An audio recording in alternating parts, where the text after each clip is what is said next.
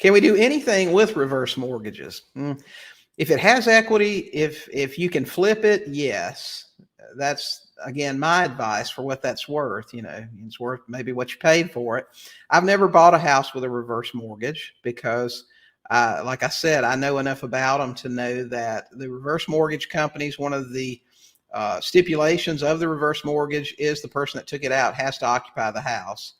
And they do send inspectors by a couple of times a year to verify that. So if it's something that you're getting at an excellent price, maybe give it a shave and a haircut and flip it and make some money really quickly, sure you can.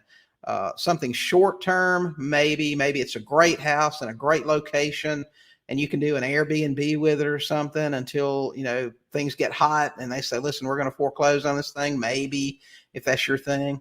But as far as holding it long term for a rental or for selling with seller financing, no, that wouldn't be my recommendation. So are there options? Well, yeah, probably, but it's just nothing that we do. Hey guys, thanks for watching. While you're here, don't forget to hit the subscribe button and check out these other great videos and podcast episodes.